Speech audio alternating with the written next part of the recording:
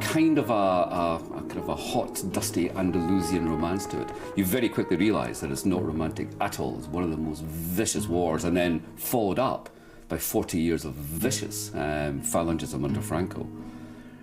But I think there's still some of that romanticism is still there, and you know, the brigadistas, you know, these young men and women from Scotland, from my own country, who take this incredible journey.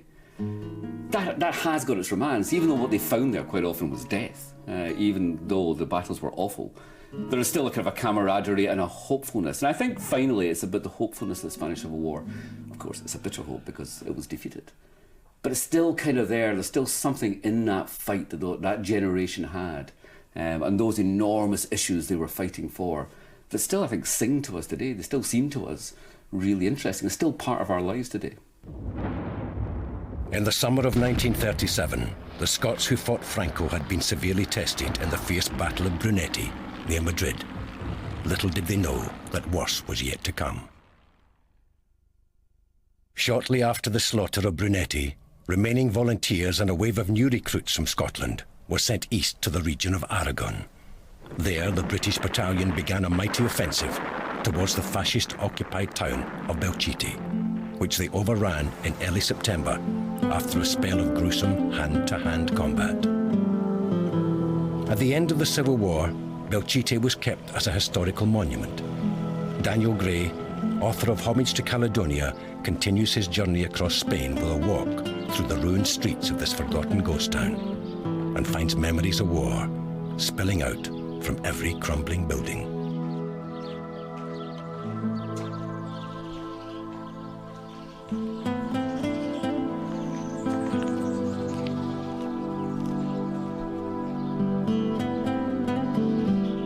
Everything that was horrific about the Spanish Civil War was epitomised by the battles in Belchite. I sat on the fountain in the square where dead bodies were piled up. A lot of the Scots gave accounts of the stench that was created by that, the summer heat combining with the bodies of not only humans but also animals in a huge pile in the middle. I stood there. I also saw the tower where Barney Shields, a Glasgow brigadier, stood defiantly when he'd been told to retreat and fired down on the fascists, and was seen for the very last time firing from that tower.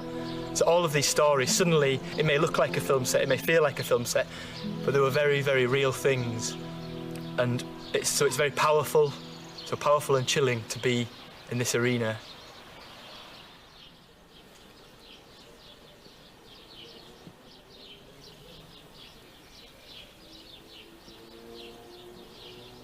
It was at Belchite that Cumnock Brigadier George Gowans had a life-changing experience. This was in Belchite, and it was there, it was door-to-door, hand-to-hand fighting. It's a very, very terrible battle there. And they were laying down bombardments right, left and centre. And at the top of Belchite there was a monastery, and the monastery was occupied by the Moors. Now, the Moors are the most ferocious fighters that ever came to Spain. They're terrible. And they had these big Gurkha knives and one thing and another. But we finally brought up the artillery and we managed to get them out. And when we entered this monastery, the nuns had all been raped and shot. And there was one or two still alive. And this one, Sister Katerina, we went over to try and help her. And she died in her arms, as a matter of fact, and she put this round my neck, and she said it would probably keep me safe.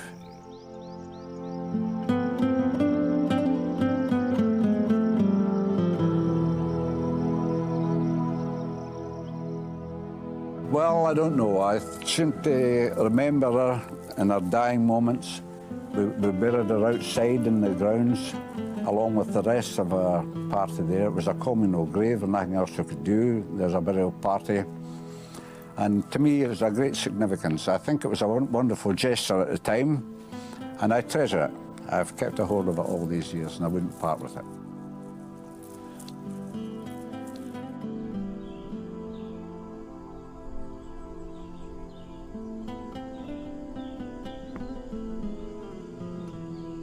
George Park was 12 when his father Alec, one of the older Scottish volunteers, went to Spain.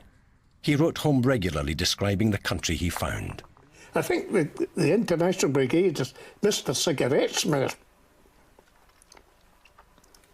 In fact, my father, in his letter, advises my mother to put, used to get 5 woodbine in a wee paper packet. Better to put 2 of these in a letter than anything else. Now, I don't know what like they were when they arrived. Probably they very carefully poured them out, and they had a bit of paper to roll a fag. In his letters, it says, in all sides, they get greeted with salute camarada. He didn't speak Spanish, but says it's one thing we can meet, salute camarada, even the children. Many of the comforts enjoyed by the volunteers were provided by Scotland's energetic Aid Spain movement. With the British government refusing to intervene in the Spanish Civil War, across the country, ordinary Scots hastily arranged aid organisations. Scotland rallied to the Republican cause with remarkable speed and commitment. The Scottish aid movement was characterised by a poverty-defying generosity above and beyond the call of duty. Well, there was a massive humanitarian Aid Spain movement, which was carried on by communities, local organised groups, Spanish medical aid committees. Strangely, to an extent, the higher echelons of the trade union movement were very much engaged in the government's policy of non-intervention, and that means not touching it with a barge pole. And I know that certainly a number of trades councils and other union bodies had difficulties in working with aid organisations for Spain because the Communist Party was very involved, and at that time there were what was called the bans and prescriptions on involvement of communists within some of the trade union movement. But the whole movement took off. There was a huge, across the social scale, from the Fife miners right through to the Duchess of Atholl, from very sort of deep poverty, people going that extra mile to make contributions towards the Spanish people. Resources were provided too for medical aid committees which supplied doctors and nurses for the hospitals of Spain. Most notable of these was Aberdeenshire-born Annie Murray, whose brothers Tom and George served in the international brigades. Annie worked as a nurse in Spain for almost the entire duration of the war. She provided an outstanding level of care in torrid conditions, even donating her own blood to patients. Predictably, Annie witnessed more horror in Spain than most. She wrote home to describe one particular incident close to Barcelona. Italian aeroplanes had dropped pretty little cigarette and chocolate boxes with hand bombs neatly packed inside. The poor little mites of children picking up what they took to be the long-desired chocolate and quickly opening them were suddenly left handless, their faces burned beyond recognition. Nothing could surely be more brutal. What a bloody awful war this has been.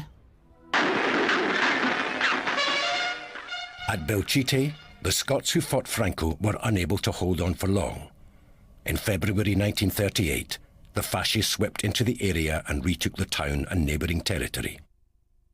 They pushed the Republican forces into a retreat of 125 miles and back over the strategically crucial River Ebro. The Republican High Command responded with an audacious plan to send 80,000 troops, including the British battalion, back over the Ebro. In July, they began their crossing. Fighting across the Ebro was pretty fierce at times, and it was there that the Germans were using the tactics of dive bombing the fortified positions, you know. My number 2 on the gun, I was number 1, he was number 2. There's 7 in every machine gun. The other 5 are handing up ammunition and reloading the belts. And I thought at the time, my number 2 was called out right and I was wounded. And I thought at the time, I said, well, if I'm going to get it, I hope I get it the way he gets it. But I got wounded through the knee, and I was shipped from there up to Las Palmas Hospital above Barcelona to get the wound attended to. However, fortunately it wasn't a bad wound, and it wasn't long to I rejoined the battalion again. And it was in the second crossing of the Ebro, I got a piece of shrapnel in the head up here. I got this. So I was out of the game for a short time again. The mass crossing of the Ebro was a monumental success. Emboldened, the British battalion pressed on to the Sierra Pandos, a mountain range in Catalonia. They fought bravely and incurred severe losses through several disastrous attempts at conquering individual summits, such as the infamous Hill 481. Alan Warren became an expert on the Spanish Civil War while living in Britain. He moved to Barcelona and conducts tours of battle sites. This is the area where Hugh Mackay was, John Dunlop, Steve Fullerton, George Gowans and so many other Scots. What exactly were they here for? What were they trying to achieve? Well, the 3 International Brigades of the 35th Division had crossed over at Ascot and were trying to drive west to take Gandesa and then follow on and try and reunite with the rest of Republican Spain.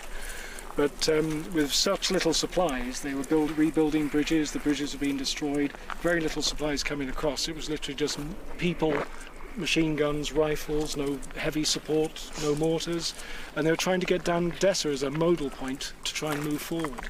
But they were stopped here due to incredible firepower. Steve Fullerton was over on this side. It's a long, narrow ridge. You can barely walk across it. The British were on that side of the hill and the further side, and Steve Fullerton and his company were trying to attack on this side. We were told to go over and attack this Hill 481, which was a terrible place. That it was so fortified that a fly couldn't have got in there without being found out. And anyway, it was more or less suicide going there to attack that, but we did. And most of our comrades in that particular attack were wounded or killed. And I felt that I was the only one that was still alive, because I'm looking around.